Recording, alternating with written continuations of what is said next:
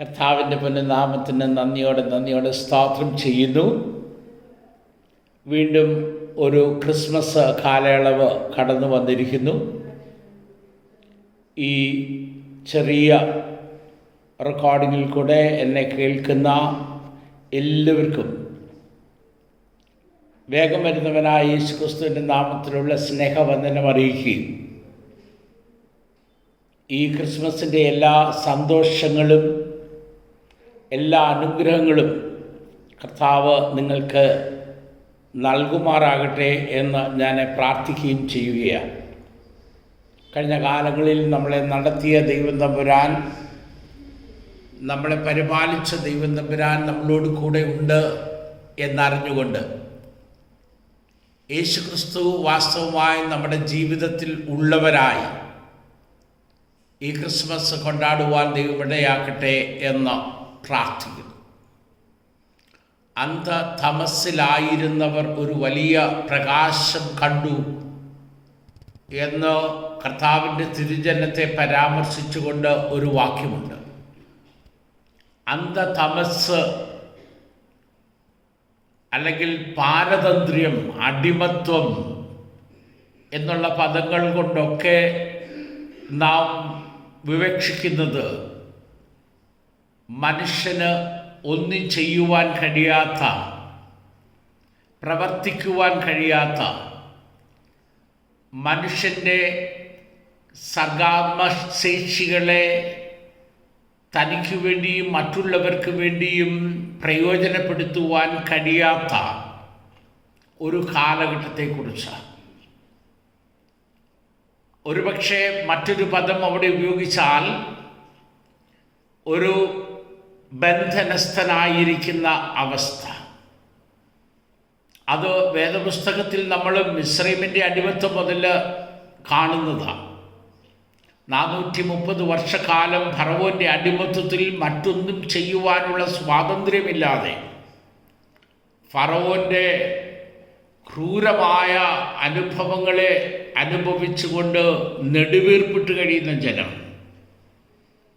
ദൈവം അവരെ അവിടെ നിന്ന് വിടുവിച്ച് മരുഭൂമിയിൽ കൂടെ നടത്തി വാഗ്ദത്ത ദേശം അവർക്ക് കൊടുത്തു. അവർ ദൈവത്തോടു കൂടെ ചേർന്ന് നടന്നു. ദൈവത്തെ അല്ലാതെ മറ്റാരെയും ആരാധിക്കുകയില്ല എന്ന് പ്രതിജ്ഞ എടുത്തു. എന്നാൽ പിൽക്കാലത്ത് അവർ ദൈവത്തിൽ നിന്ന് അകന്നു പോകുന്നത് കാണാൻ സാധിക്കുന്നുണ്ട്. പ്രവാചകന്മാരുടെ ശബ്ദങ്ങളൊക്കെ നമ്മൾ കേൾക്കുന്നത് അപ്രകാരം ദൈവത്തെ ഉപേക്ഷിച്ച് അകന്നുപോയ ജനങ്ങളുടെ മേൽ വരുത്തുന്ന ശിക്ഷയെക്കുറിച്ചും ദൈവകോപത്തെക്കുറിച്ചൊക്കെയാണ്. എന്നാൽ എല്ലാ പ്രവാചകന്മാരുടെയും പുസ്തകം നമ്മൾ വായിക്കുമ്പോൾ ദൈവകോപത്തെക്കുറിച്ചും ദൈവം വരുത്തുവാൻ പോകുന്ന ശിക്ഷയെക്കുറിച്ചും ഒക്കെ പറഞ്ഞിട്ട് ദൈവത്തിൽ കൂടെയുള്ള ഒരു വിടുതലിനെ കുറിച്ച് പറയുന്നത് കാണാൻ സാധിക്കും. ഞാൻ നിങ്ങളെ ഉപേക്ഷിക്കില്ല, ഞാൻ നിങ്ങളെ തള്ളിക്കളയത്തില്ല, നിങ്ങളെ ഞാൻ വീണ്ടെടുക്കും, നിങ്ങൾ എൻ്റെ സ്വന്തം ജനമായിരിക്കും, സിയോൻ പുത്രിയെ ആർത്തുല്ലസിക്കുക എന്നൊക്കെ പറയുന്നത് നമ്മൾ കാണുവാൻ സാധിക്കും.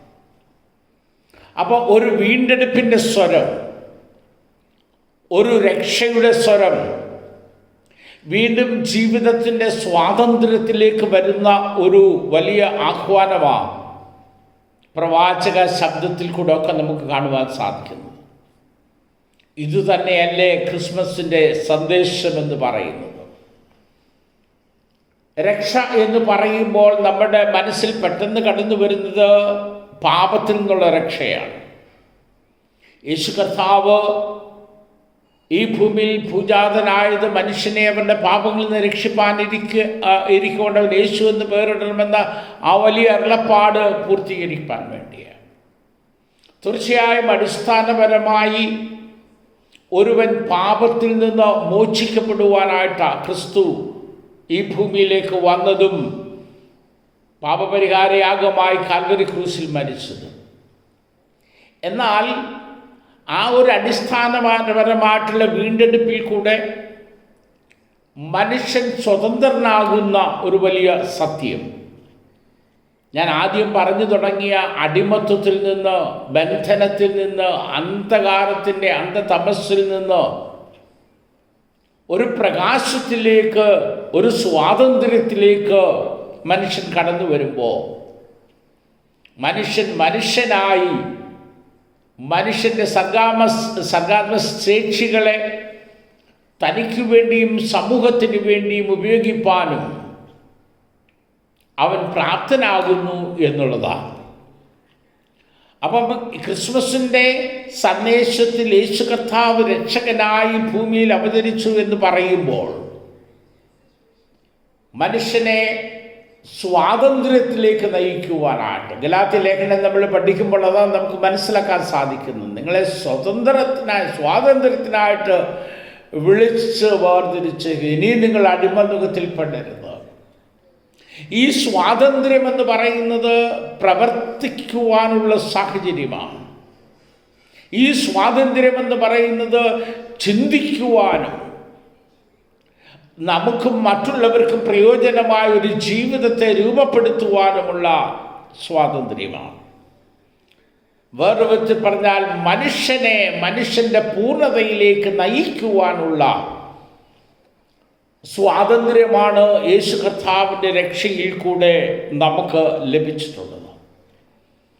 ക്രിസ്മസിൻ്റെ സന്ദേശം അതുതന്നെയാണ്. ജീവിതത്തിൻ്റെ പരാജയങ്ങൾ ഏറ്റുവാങ്ങിയിട്ടുള്ള, ജീവിതത്തിൻ്റെ അന്ധതമസ്സിൽ എന്ത് ചെയ്യണമെന്നറിയാതെ ഭാരപ്പെട്ടു നിൽക്കുന്ന, വേദനപ്പെട്ടു നിൽക്കുന്ന, ജീവിതത്തിൻ്റെ ദുഷിച്ച വഴികളിൽ കൂടെ യാത്ര ചെയ്ത് ജീവിതം തകർന്നു നിൽക്കുന്ന സമൂഹത്ത് നിന്നെ പൂർണ്ണതയിലേക്ക് നയിക്കുവാൻ കഴിവുള്ള ഒരു രക്ഷകൻ നിനക്ക് വേണ്ടി ജനിച്ചിരിക്കുന്നു എന്നുള്ള സദ്വർത്തമാനം നമുക്ക് അറിയിക്കുവാൻ സാധിക്കണമെന്നുള്ളതാണ്. അത് നമ്മൾ അറിയിക്കണമെങ്കിൽ നാം അത് അനുഭവിച്ചവരായിരിക്കണം. ഈ പൂർണ്ണമായിട്ടുള്ള സ്വാതന്ത്ര്യം യേശുക്രിസ്തുവിൽ കൂടെ, യേശുക്രിസ്തു തരുന്ന പാപ പരിഹാരത്തിൽ കൂടെ അനുഭവിച്ചുകൊണ്ട് ജീവിതത്തെ മറ്റുള്ളവർക്ക് പ്രയോജനമുള്ളതായി, അർത്ഥമുള്ളതായി, ലക്ഷ്യമുള്ളതായി ഉപയോഗിപ്പാനായിട്ട് ഈ ക്രിസ്മസ് നമുക്ക് ആഹ്വാനം നൽകുകയാണ്. നമുക്ക് ചുറ്റും അനേകരുണ്ട്. നമുക്ക് ചുറ്റും നോക്കുമ്പോൾ അനേകരുണ്ട്. അർത്ഥമില്ലാത്ത, എന്തിന് ജീവിക്കുന്നു എന്നറിയാൻ പോലും വയ്യാതെ കഴിയുന്ന ഒരു കൂട്ടം ജനം നമുക്ക് ചുറ്റുമുണ്ട്. അവരോട് ജീവിതത്തിനൊരു അർത്ഥമുണ്ടെന്ന് പറയുവാൻ, ആ അർത്ഥം യേശുക്രിസ്തുവിൽ കണ്ടെത്തുവാൻ സാധിക്കും എന്ന് പറയുവാനും അതിനായിട്ട് അതിനെ പ്രേരിപ്പിക്കുവാനും സാധിക്കുമ്പോഴാണ് ക്രിസ്മസ് യാഥാർത്ഥ്യമാകുന്നത്, ക്രിസ്മസിൻ്റെ സന്തോഷം യാഥാർത്ഥ്യം ആയിത്തീരുന്നത്.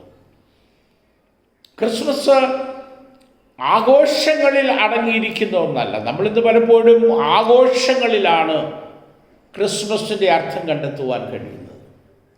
ക്രിസ്മസ് ആഘോഷങ്ങളിലല്ല, മറിച്ച് ക്രിസ്മസ് ജനങ്ങളിലേക്ക് ഇറങ്ങിച്ചെല്ലുമ്പോൾ അവരുടെ ജീവിത സാഹചര്യങ്ങളിൽ യേശുക്രിസ്തുവിനെ യാഥാർത്ഥ്യമാക്കുമ്പോഴാണ് ക്രിസ്മസിൻ്റെ അർത്ഥം പൂർണ്ണമായി തീരുന്നത്. നമുക്ക് ചുറ്റും വേദനപ്പെടുന്ന അനേകര്, ഒരു നേരത്തെ ആഹാരത്തിന് വകയില്ലാതെ അത് ആർജിച്ചെടുക്കുവാനുള്ള സാധ്യതകളില്ലാതെ ബലഹീനരായി, രോഗത്തിനടിമപ്പെട്ട്, ഞെരുക്കത്തിനടിമപ്പെട്ട്, വിവിധ തരത്തിൽ ഈ ജീവിതത്തിൻ്റെ സ്വാതന്ത്ര്യം നിഷേധിക്കപ്പെട്ട ഒരു സമൂഹം, ആ സമൂഹത്തെ കണ്ടെത്തുവാനായിട്ട് നമുക്ക് സാധിക്കണം. കാരണം ക്രിസ്മസിലെ ദൂതന്മാർ പാടിയത് സർവജനത്തിനും ഉണ്ടാകുവാനുള്ള ഒരു മഹാസന്തോഷം എന്നാ പാടിയത്. ഇത് ക്രിസ്ത്യാനികൾക്ക് മാത്രമോ ഒരു വരേണ്യവർഗത്തിന് മാത്രം ലഭിക്കുന്ന ഒരു സ്വാതന്ത്ര്യമല്ല. സർവജനത്തിനും അവരുടെ ജീവിതത്തിൻ്റെ സാഹചര്യങ്ങളിൽ നിന്ന് അവരുടെ ജീവിതത്തിൻ്റെ അവസ്ഥകളിൽ നിന്ന് സ്വാതന്ത്ര്യം നൽകുവാൻ, അവരുടെ ജീവിതത്തിൻ്റെ പൂർണ്ണതയിലേക്ക് കരം പിടിച്ചുയർത്തുവാൻ ജനിച്ചവനാണ് ക്രിസ്തു എന്നുള്ള യാഥാർത്ഥ്യം നമ്മൾ അവരുമായിട്ട് പങ്കിടേണ്ടുന്നത് ആവശ്യമാണ്. രണ്ടാമത്, ക്രിസ്മസ് എന്ന് പറയുന്നത് ഇത് പ്രത്യാശയുടെ കാലഘട്ടമാണ്. ഈ രക്ഷ, യേശുക്രിസ്തുവിൽ കൂടെ ലഭിച്ച രക്ഷ ഒരു സ്വാതന്ത്ര്യം നൽകുന്നുണ്ട്. ഞാൻ ഫേസ്ബുക്കിൽ ചില ക്ലിപ്പുകളൊക്കെ കാണാറുണ്ട്. ചില മൃഗങ്ങളൊക്കെ ഇങ്ങനെ ബന്ധനസ്ഥരായി അബദ്ധവശാൽ സംഭവിക്കുന്നതാണ്. ചില വേലിക്കകത്തൂടെ ചാടുമ്പോൾ ആ വേലിയുടെ കമ്പിക്കകത്ത് കുരുങ്ങിക്കിടക്കുന്നത്, അല്ലെങ്കിൽ കയറ് ചുറ്റി കുരുങ്ങിക്കിടക്കുന്നത്, മുന്നോട്ട് പോകുവാൻ കഴിയാതെ, മുന്നോട്ട് ജീവിക്കുവാൻ കഴിയാതെ പ്രതീക്ഷയറ്റ് കിടക്കുന്ന അവസ്ഥ. അവിടെ ആരെങ്കിലും അവരെ രക്ഷിക്കുവാനായിട്ട് ചെല്ലും. അവർ സാവധാനം ആ കുരുക്കഴിച്ച്, അല്ലെ ആ മുള്ള് കമ്പിവേലിയൊക്കെ കത്രിക കൊണ്ടോ ഒക്കെ ആയിട്ട് മുറിച്ച് കളഞ്ഞ് എന്താണ് അവരെ അപ്രകാരം ഒരു അവസ്ഥയിലേക്കാക്കിയോ അതിൽ നിന്ന് സ്വാതന്ത്ര്യം അവർക്ക് നൽകുകയാണ്. നിങ്ങൾ ശ്രദ്ധിച്ചിട്ടുണ്ടോ? അങ്ങനെ മുള്ളിൻ്റെ ഇടയിൽ അല്ലെങ്കിൽ കമ്പിവേലിക്കകത്ത് കുരുങ്ങിക്കിടക്കുന്ന ഒരു നായ്ക്കുട്ടി, അല്ലെങ്കിൽ ഒരു മൃഗത്തിൻ്റെ കുട്ടി, അല്ലെങ്കിൽ ഒരു മൃഗം സ്വാതന്ത്ര്യം പ്രാപിച്ചു കഴിഞ്ഞാൽ ഒരൊറ്റ ഓട്ടമാണ്, മുന്നോട്ടങ്ങ് ഓടുകയാണ്. അവിടെ പിന്നെ ഞാൻ ഈ അവസ്ഥയിലായിരുന്നു, അതുകൊണ്ട് ഇനിയും ഈ അവസ്ഥയിലായിരിക്കാമെന്ന് ചിന്തിക്കുകയല്ല, പിന്നെയോ മുന്നോട്ട് അത് ഓടുകയാണ്.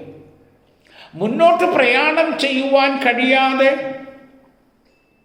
ഒരവസ്ഥയിലായിരിക്കുന്ന അനേക മനുഷ്യർ നമുക്ക് ചുറ്റും കാണാം. അവരെ പലപ്പോഴും ആ അവസ്ഥയിൽ കിടന്നുകൊണ്ട്, അയ്യോ ഇനി എനിക്ക് പ്രതീക്ഷയില്ല, ഇനി എനിക്ക് ഒന്നും ഇല്ല ചിന്തിക്കാൻ, ഇവിടെ ഇങ്ങനെ ഞാനങ്ങ് തീരും. അവരോടൊക്കെ എങ്ങനെയുണ്ട് ജീവിതം എന്ന് ചോദിച്ചാൽ, ഇങ്ങനെ അങ്ങ് കഴിയുന്നു, ഒരു പ്രതീക്ഷയില്ല, ഒരു പ്രത്യാശയില്ല, ഒരു സന്തോഷമില്ല, ഇങ്ങനെയൊക്കെ അങ്ങ് മരിക്കുന്നിടം വരെ കഴിയണം. കാരണം അവിടെ ബന്ധസ്ഥ, മുന്നോട്ട് പോകാൻ കഴിയുന്നില്ല. എന്നാൽ പ്രത്യാശ നൽകുന്ന ഒരു ക്രിസ്തുവിൻ്റെ തിരുജനം പറയുന്നു, ഇല്ല, നിനക്ക് മുന്നോട്ട് ഗമിക്കുവാൻ, നിനക്ക് മുന്നോട്ട് പോകുവാനായിട്ട് സാധിക്കും. വളരെ നിരാശയോടെ ഹോരേബ് ഗുഹയ്ക്കകത്ത് കയറി എൻ്റെ പ്രാണനെ അങ്ങ് എടുത്തുകൊണ്ട് എന്ന് പ്രാർത്ഥിക്കുന്ന ഏലിയാവിനോട് ദൈവത്തിൻ്റെ ദൂതൻ പറയുന്നൊരു സന്ദേശമുണ്ട്. നിനക്കിനി അനേക കാലം യാത്ര ചെയ്യാനുണ്ട്. ക്രിസ്മസ് നൽകുന്ന പ്രചോദനം അതാണ്. ക്രിസ്മസ് നൽകുന്ന പ്രതീക്ഷ അതാണ്. ക്രിസ്മസ് നൽകുന്ന പ്രത്യാശ അതാണ്. നിനക്ക് ഇനിയും അനേക കാലങ്ങൾ മുന്നോട്ട് പോകുവാനുണ്ട്.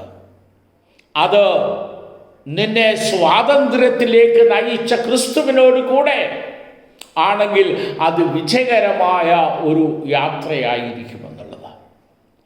ഓരോ ക്രിസ്ത്യാനിയെ സംബന്ധിച്ചോളം നമ്മുടെ പ്രത്യാശ എന്താണെന്ന് നമുക്കറിയാം. നമ്മുടെ ജീവിതത്തിൻ്റെ ലക്ഷ്യം എന്താണെന്ന് നമുക്കറിയാം. ആ ലക്ഷ്യത്തിലേക്കുള്ള പ്രയാണത്തിലാണ് നാം ഓരോരുത്തരും. ആ ലക്ഷ്യത്തിലേക്കുള്ള പ്രയാണത്തിൽ നമ്മളോട് കൂടെ നിന്ന് നമ്മുടെ സന്തത സഹചാരിയായി, സന്തത സഹായിയായി, നമ്മുടെ സഖിയായി നമ്മളെ വഴി നടത്തുന്നത് ബേത്ലഹേമിൽ ജനിച്ച ഈ രക്ഷകൻ ആണ് എന്നുള്ളതാണ്. ആ രക്ഷകൻ നമുക്ക് വേണ്ടി ജീവനെ തന്നിട്ട് സ്വർഗാരോഹണം ചെയ്യുന്നതിന് മുമ്പ് പറഞ്ഞ വാക്കുകൾ ശ്രദ്ധേയമാണ്. കണ്ടാലും ഞാൻ ലോകാവസാനത്തോളം എല്ലാ നാളും നിന്നോട് കൂടെയുണ്ട്. പ്രിയമുള്ള ദൈവത്തിൻ്റെ മക്കളെ, ക്രിസ്മസ് നമുക്ക് നൽകുന്ന ആ വലിയ പ്രചോദനം, it's A dynamic power. The message of Christmas is A dynamic power. The power that encourages, the power that strengthens, the power that motivates us to press forward മുന്നോട്ട് പോകുവാൻ, മുന്നോട്ട് ഗമിക്കുവാൻ, അർത്ഥസമ്പുഷ്ടമായ ഒരു ജീവിതം ഈ ഭൂമിയിൽ നയിക്കുവാൻ നമുക്ക് പ്രേരക ശക്തിയാകുന്നതാണ് ഈ ക്രിസ്മസിൻ്റെ സന്ദേശം എന്ന് പറയും. നമുക്ക് വേണ്ടി ഒരു രക്ഷകൻ ജനിച്ച്, നമുക്ക് വേണ്ടി അവൻ കാൽവരിയിൽ മരിച്ച്, നമുക്ക് വേണ്ടി ഇന്ന് നമ്മോടുകൂടെ അവൻ ജീവിക്കുന്നു എന്നുള്ള വലിയ സന്ദേശം, ആ വലിയ സത്യം ഉൾക്കൊണ്ടുകൊണ്ട്, ആ വലിയ സന്ദേശം ഉൾക്കൊണ്ടുകൊണ്ട് പ്രത്യാശാനിർഭരമായ ഒരു ക്രിസ്മസ് നയിക്കുവാൻ നമുക്ക് സാധിക്കട്ടെ. എന്നാൽ ഈ പ്രത്യാശ അർത്ഥസമ്പുഷ്ടമാകണമെങ്കിൽ it should be shared with others. ക്രിസ്മസിൻ്റെ സന്ദേശം മറ്റുള്ളവരുമായിട്ട് പങ്കിടുമ്പോൾ മാത്രമാണ് ക്രിസ്മസ് അർത്ഥമുള്ളതായിത്തീരുന്നത്. നാം ക്രിസ്മസിൻ്റെ കേക്ക് പങ്കിടാൻ വളരെ ഉത്സാഹം കാണിക്കാറുണ്ട്. ക്രിസ്മസിൻ്റെ മറ്റ് പല ആഘോഷങ്ങളും പങ്കിടാൻ ഉത്സാഹം. പക്ഷേ are we prepared to share the message of Christmas? നിന്നെ വിടുവിക്കുന്ന ഒരു യേശു, നിനക്ക് സ്വാതന്ത്ര്യം തരുന്നൊരു ക്രിസ്തു, ആ സ്വാതന്ത്ര്യത്തിൽ നിന്നെ ജീവിതത്തിൻ്റെ പരമോന്നതമായ അർത്ഥസമ്പുഷ്ടമായ ലക്ഷ്യത്തിലേക്ക് നയിക്കുവാൻ നിന്നോട് കൂടെ ഇരിക്കുന്നൊരു ക്രിസ്തു, അതായിരിക്കട്ടെ ഈ ക്രിസ്മസിൻ്റെ ദൗത്യം എന്ന് പറയുന്നത്. ഞാൻ മുമ്പേ പറഞ്ഞല്ലോ, അനേകര് ഇങ്ങനെ കെട്ടുപാടിൽ കെട്ടിക്കിടപ്പുണ്ട്, മുന്നോട്ട് പോകുവാൻ കഴിയാതെ. അവരൊക്കെ നിരാശയുടെ പടുകുഴിയിൽ കടന്നുകൊണ്ട് ഈ ലോകം എനിക്കുള്ളതല്ല എന്ന് പറയുന്നത്. ആത്മഹത്യയെ പുൽകുന്ന അനേകര് ഈ ലോകം എനിക്ക് ജീവിക്കുവാനുള്ളതല്ല, ഇവിടെ ഒരു ജീവിതം എനിക്കില്ല എന്ന് പറഞ്ഞുകൊണ്ട് മരണത്തെ പുൽകി ഈ ലോകത്തിൽ നിന്ന് രക്ഷപ്പെടുവാൻ ശ്രമിക്കുന്ന ആളുകൾ എങ്ങനെങ്കിലും കഴിഞ്ഞ് ജീവിച്ചിങ്ങനെ തീർക്കുക ആത്മഹത്യകളെ പേടി കൊണ്ട് അല്ല. അവരോട് പറയുവാൻ കഴിയണം, ഈ പ്രത്യാശവരുമായിട്ട് പങ്കിടുവാനായിട്ട് കഴിയണം. ലോകത്തിൻ്റെ രക്ഷകനായി പിറന്ന ക്രിസ്തുവിനോടുകൂടെ നിനക്കൊരു ജീവിതമുണ്ടോ? ഈ ഭൂമി നിനക്ക് ജീവിക്കുവാൻ കൊള്ളാവുന്നതാ. ഈ ഭൂമിയിൽ അർത്ഥസമ്പുഷ്ടമായ ഒരു ജീവിതം നയിക്കുവാൻ നിന്നെ സഹായിക്കുവാനായിട്ടാണ് യേശു ക്രിസ്തു ഈ ഭൂമിയിൽ ജനിച്ച് ഇന്നും ജീവിക്കുന്നതെന്ന് പറയുവാൻ അനേകരെ ആ ജീവിതത്തിൻ്റെ പടുകുടിയിൽ നിന്ന് പ്രത്യാശാനിർഭരമായി ജീവിതത്തിലേക്ക് കൈപിടിച്ചുയർത്തുവാൻ കഴിയുമ്പോഴാണ് ക്രിസ്മസ് അർത്ഥമുള്ളതായിട്ട് തീരുന്നത്. ഞാൻ എൻ്റെ വാക്കുകളെ അവസാനിപ്പിക്കുകയാണ്. 2023 ക്രിസ്മസ് അപ്രകാരമായി തീരട്ടെ. നമുക്ക് ചുറ്റുമുള്ള ലോകത്തോട് പറയുവാൻ there is a meaning of life, and that meaning of life can be found in Christ Jesus എന്ന് പറയുവാൻ. And there is a hope of life, there is a purpose of life. ആ പ്രത്യാശയും ജീവിതോദ്ദേശവും ക്രിസ്തുവിനോടുകൂടെ പൂർത്തീകരിപ്പാൻ കഴിയും. അതുകൊണ്ട് you don't have to be discouraged. You don't have to be contented in your own dissatisfied situation or a discouraged situation. There is a hope. Catch hold of the hand of the Lord Jesus. യേശുവിൻ്റെ കരം പിടിച്ചുകൊണ്ട് യേശുവിനോടുകൂടെ എഴുന്നേറ്റ് നടക്കുവാൻ പ്രത്യാശ നിർഭരമായ അർത്ഥസമ്പുഷ്ടമായ ജീവിതം അത് അനേകർക്ക് പകർന്നു കൊടുക്കുവാൻ നമുക്ക് സാധിക്കട്ടെ എന്ന് ഞാൻ ആശംസിക്കുന്നു, പ്രാർത്ഥിക്കുന്നു. അർത്ഥസമ്പുഷ്ടമായ ഒരു ക്രിസ്മസ് എൻ്റെ പ്രിയപ്പെട്ട എല്ലാവർക്കും നേർന്നുകൊണ്ട് എൻ്റെ വാക്കുകളെ അവസാനിപ്പിക്കുന്നു. ദൈവം നിങ്ങളെ അനുഗ്രഹിക്കട്ടെ.